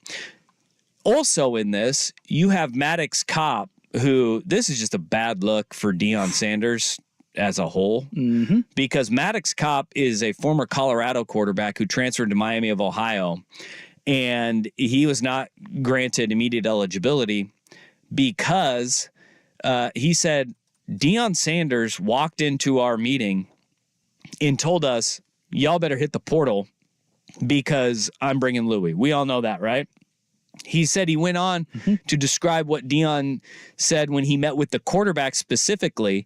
And when he met with the quarterback room, he said, Shedeur is going to be our starting quarterback. Your job, everybody in this room, is to make Shedeur the best quarterback he can be. It wasn't. It's an unhinged thing to say. It's the absolute opposite of what Dylan Gabriel did. Of let's compete. We're going to open this thing up. But I'm going to help you. So what Maddox Kopp is saying is that I didn't have a choice. If I want to play football in college, this isn't about money. This is about me and having an agreement to go and compete for a position to play football at Colorado. And the coach came in and said, that's not what you're doing anymore. No. You're going to help develop my son. Is you are helping my son succeed, which sheds a lot of light as to why Sean Lewis was demoted. But these sorts of things are, the judge is sitting there looking at it like, yeah, he should have the opportunity to play because you only have a short window to do it. And those are only two cases. And let's go ahead and take a look at North Carolina's Tez Walker, who the NCAA just whole cloth stupidly fought against. Yeah. We've run down all of the schools that he went through COVID, and one to be closer was his mother that was sick. Yeah, and he didn't even play it down at one of the universities that he went to. Well, there's oh gosh, I'm spacing his name right now. There's a edge rusher from but UW right now who he didn't play at Montana State, but he was a student there. So they counted that as a transfer. And he's been on campus now for a year, and he's going to be able to play in the college football playoff. But it's just the absolute dumbest thing. Like, this is the kind of thing. This is why the NCAA is going to cease to exist in the top of college football. Zach Dufree at UW. That's who it is. Thank you, Joel, for the assist. He said, right as I was saying that, he said, look at the Zach Dufree situation at UW. Makes no sense. Yeah, he didn't even play. He didn't even play at Montana State, and because he went to another school and then transferred. They're like, nope, that's double transfer. It's like, he wasn't even an athlete. Yeah. What are we doing? And that's again, this is the NCAA no longer being necessary to manage this. It's stupid hypocrisy. And they're going to continue to get the crap kicked out of them, and I'm going to enjoy every last bit of it. Yeah. Yeah. As we all should. I mean, I'm Joe Burrow smoking the cigar at the national title happy right now. This is I love to see it. You burn that place to the ground. Jeff Goodman, who's a college basketball writer, he said that he had a high level college basketball coach, so not like a mid-major, a high major college basketball coach that sent him a text that said, what are we even doing here? We need to break away from the NCAA. Like, it's going to happen. It's like, we know it's happening in football, and it's probably going to happen in basketball. It is at that point. Well, it should. Those two should be tied. Those two should be tied. He said, like, what are we even doing here now? They serve no purpose. Yeah. That's what I've said for a decade now. They serve their relevancy ceased to exist 20 years ago. Yeah, and now they can't even enforce the rules that they do have. So what's the point? What's the point? Hate to see it. Love to see it. All right, coming up next, how did Draymond Green get this stupid? Well, Rasheed Wallace has some thoughts on why he is the way that he is. We'll get to that next. Come here on Danny and Dusty, 1080 The Fan.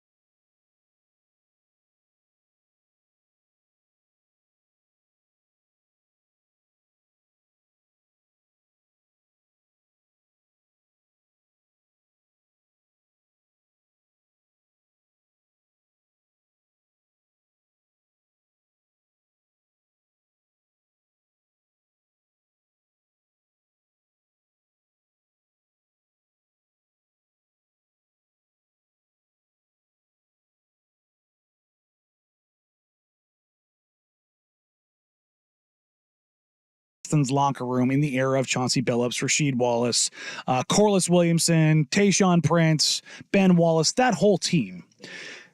There was a moment there where Rasheed Wallace was on with the Gilbert Arenas podcast, and he highlighted through and through kind of how Rasheed Wallace got to be who he was, or excuse me, how Draymond Green got to be who he was.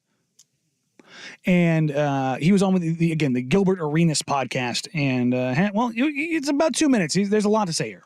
That's our fault. And when I say our, that's my fault. That's Ben Wallace's fault. That's Chauncey's fault.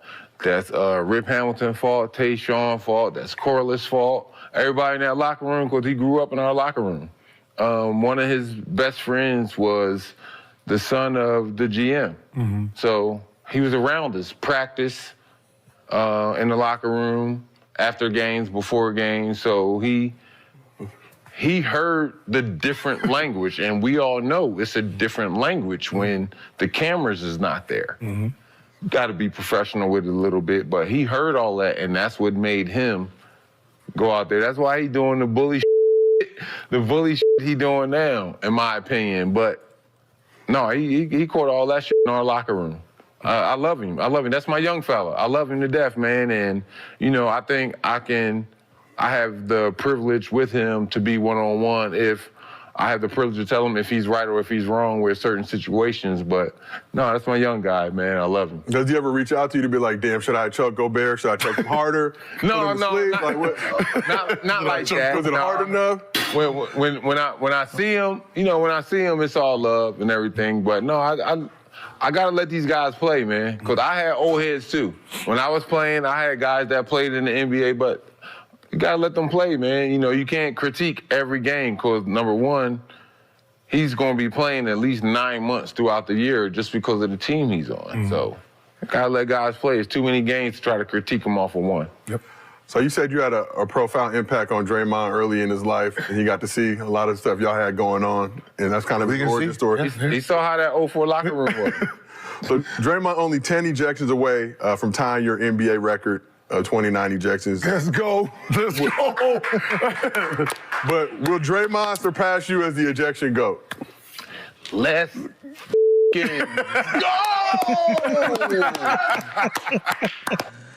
Okay, worth noting. That explains a lot. This was before last night. This was not today. This was 2 weeks ago.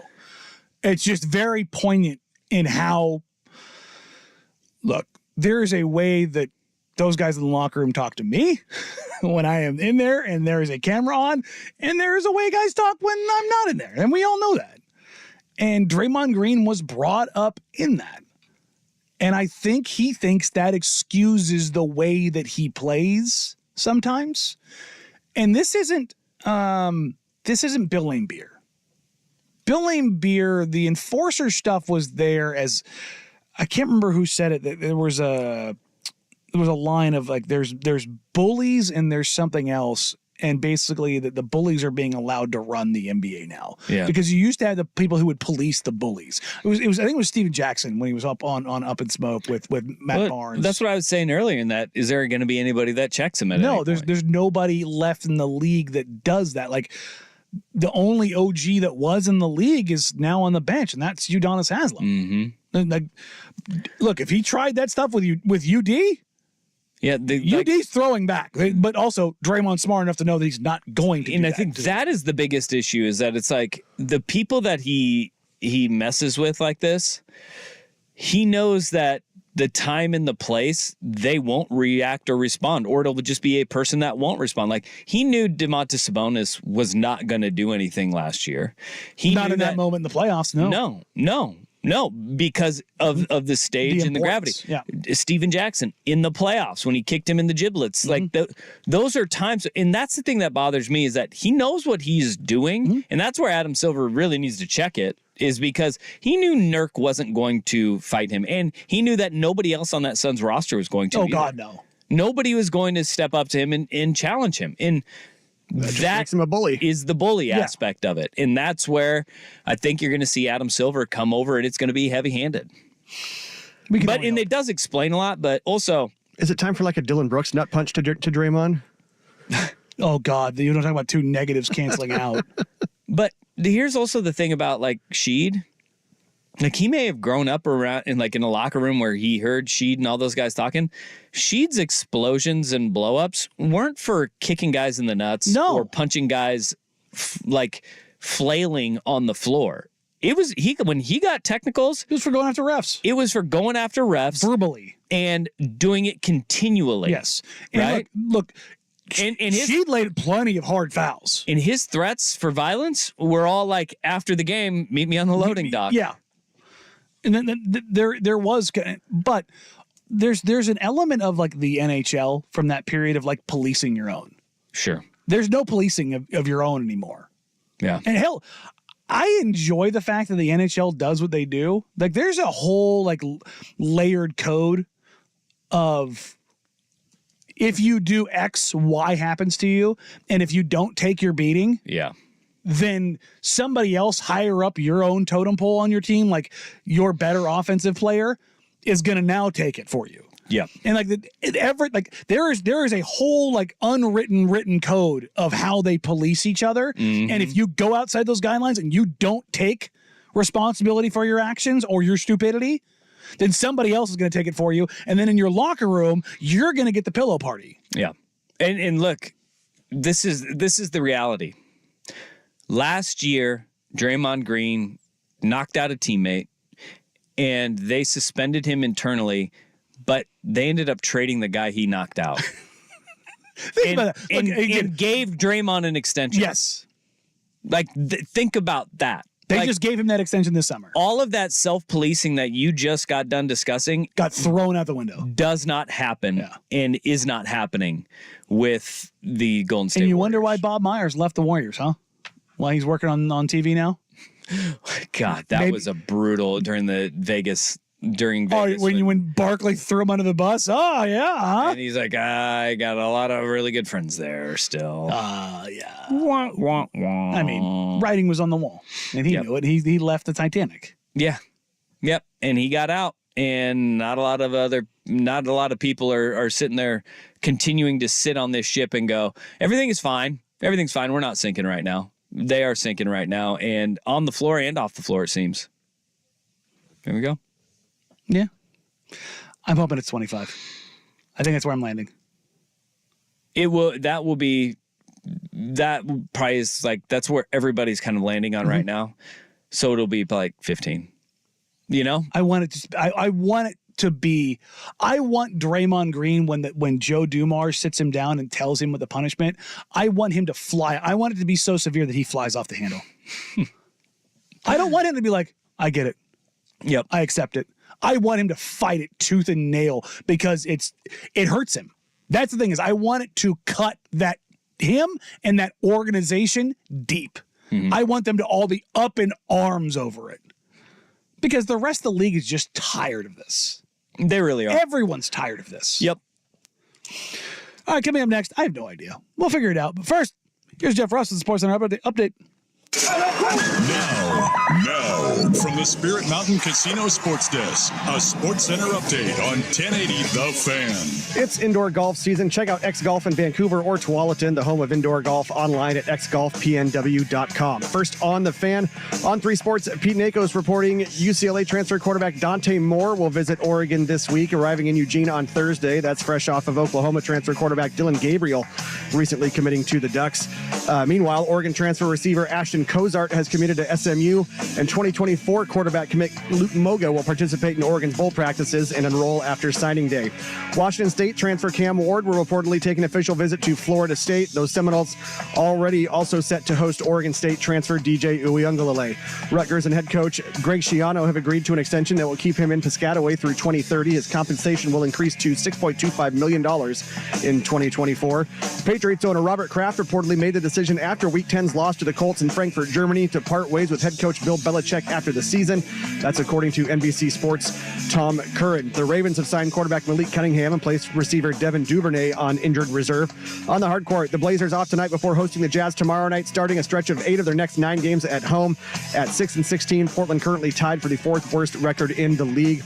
And free agent forward center Taj Gibson signing a 1-year deal with the Knicks as Mitchell Robinson is sidelined with an injury. Gibson has previously played for Tom Thibodeau in Chicago, Minnesota, and also New York. More sports scores and stories in 30 minutes. I'm Jeff Russ at the Spirit Mountain Casino Sports Desk. Watch and wager on pro and college football from across the country at Spirit Mountain Casino. Learn more at spiritmountain.com. Every day, get the NFL headlines delivered straight to you. Follow the Best Football Show with Brian Baldinger on the free Odyssey app or wherever you get your podcasts.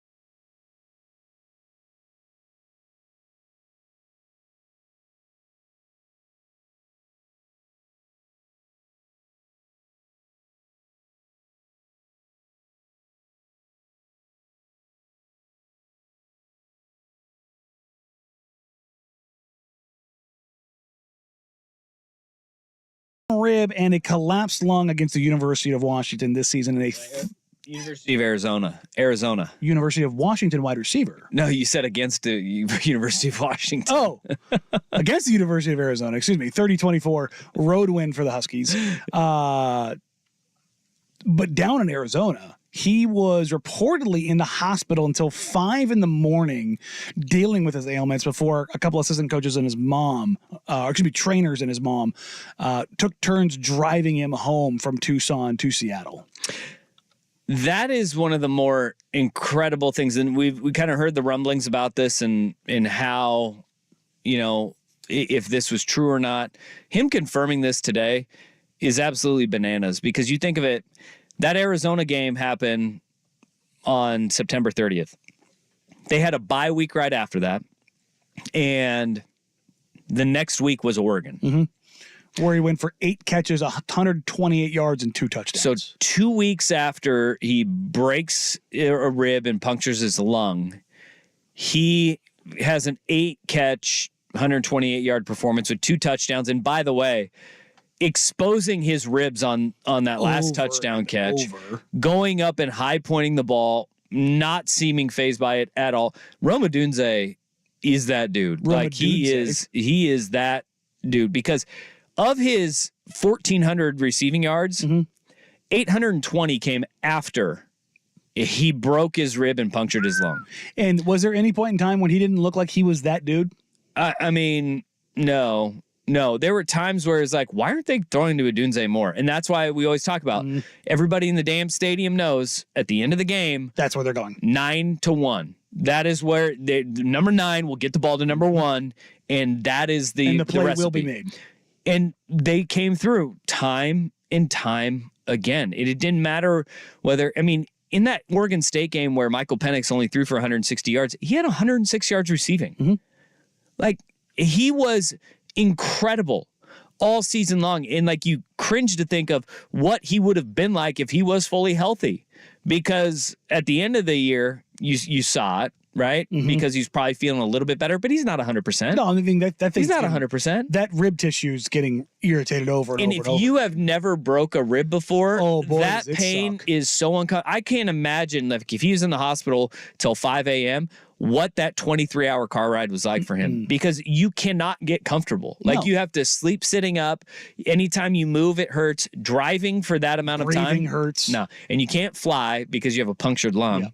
And that's bad news, Bears. Rome Odunze, that's an incredible, that may be the most incredible story of this football season, is Rome Odunze playing with a broken rib and punctured lung and not being one of. He was one of the top 2 receivers in all of college football. Absolutely unfathomable that he was doing this, because especially when you consider C.J. McCollum is missing a month at a time with a collapsed lung playing basketball. I am even more in awe of what he was able to accomplish this year and the way he was able to play 14 days after that injury happening, when he was the toughest person to defend and quite literally the toughest person on the field against Oregon on October 14th. Absolutely nuts. Rome Odunze, very likely going to be your number 2 wide receiver off the board. Bona fide dude. In the NFL draft coming up this spring. Either him or Malik Neighbors, I should say. It should be Rome Odunze. I think so too. I think Neighbors is really good. Marvin Harrison Jr. is really good. He's number 1. I don't think he's in a class of his own, though. I honestly don't. I think Odunze's nipping on his heels. I don't think he is. It's not like Marvin Harrison Jr. and then everybody else. I think Marvin Harrison Jr. and Rome Odunze are both that damn good. They are. This receiving core, this crop is really good. No, it is. It's all without mentioning 6'5" Keon Johnson. Or Troy Franklin, who he's going to be doing the NFL too. The scouts that were coming to watch Oregon at the end of the year, and people would be like, "Hey, you here to see Bo?" And they'd be like, "Yeah, sure." And Troy Franklin's really damn good too. A lot of them are there to see number 11 too. He's special, man. But he's still just a step below the Odunze, Neighbors, and Marvin Harrison Jr. It's quite the list. We'll put a little bow on this show. Get it? Bow. I see what you did there. I see what you did. Danny Dusty, Today Fan.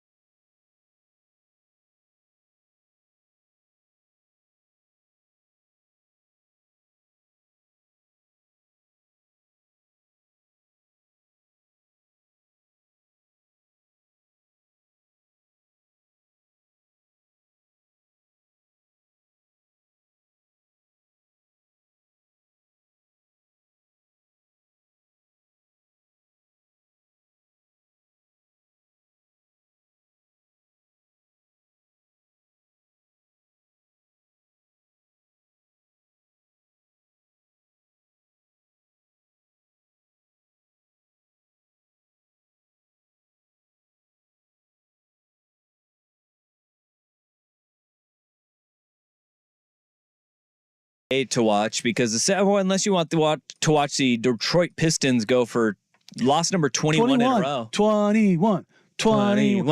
They have the 76ers, so that's locked up. And the Wizards can go for 18 in a row. Yeah, no, not the Wizards, the Spurs. Spurs are 17. The Wizards have the same record as the Spurs, but they've lost 9 of 10. There's one more. They had a win. Yeah. But they beat the Pistons. Yeah, the Pistons losing streak could be old enough to drink tonight. Wow. Hey, good for them. At least it's not the Blaze. See, it could be worse. I always tell people it could always be worse. Could always be worse. But yeah, so Minister of Defense is going to be out. That's a Reggie White 30 for 30 that they're going to have. Reggie White is a freak among freaks. Like the freak of freaks of freaks of freaks. He's Aaron Donald before Aaron Donald. And there's like always these guys that in every generation, guys that would have translated no matter what era they played. That man would have translated to today. He would have in a big way. In 1987, he played in 12 games. He had 21 sacks in 12 games. In an era that passing was not that prevalent. Yeah. Imagine 35 dropbacks a game having to deal with Reggie White. I'm excited for this, and we'll be able to see it. It's on 6:00 tonight, our time. I'm pumped for it because you have some of the greatest pass rushers in NFL history talking about Reggie White, the impact of the game, and then we're going to learn about the minister himself. And I'm pumped for it because he changed, free agency in the way that works. You can't tell the story of the NFL without Reggie White. And his story's just, it's insane. Incredible. Yeah. Going from, what he was at the University of Tennessee to the all-time leading sacks leader and just what he, like the hump move and the pass rush evolution that he helped kind of create and usher into the game, man, I'm excited for this one. This is one of those the 30 for 30s that is going to be can't miss television. I'm 100% watching it tonight. But if you don't want to, maybe you can watch like some junior hockey. This audio is fantastic, and you have not heard this audio. I have not. Which makes it even better for me because this is a Canadian Manitoba junior hockey announcer. Oh, Manitoba, go sign me in. I'm ready. Are you? Oh yeah, no. Be careful what you ask. Hey, buddy, I lived in Grand Forks. I'm used to this. Here is a goal call, and you tell me what happened. Joey Bila Cassidy turns back. Looks like they're doing a little reverse there. You might see in football. And here comes Bazin. He's got some speed. With the D. Oh, what's he gonna do? He's shooting the roof, Daddy. Oh, look at that. Look at this. Look at that. To the roof, Daddy! Oh, look at that! Look at this, look at that! Give me the first call again. Yeah. The beginning of that? Bila Cassidy turns back. Looks like they're doing a little reverse there. You might see in football. And here comes Bazin. He's got some speed. With the D. Oh, what's he gonna do? He's shooting the roof, Daddy! Oh, look at that! Look at this, look at that! He sounds like he's native, number one.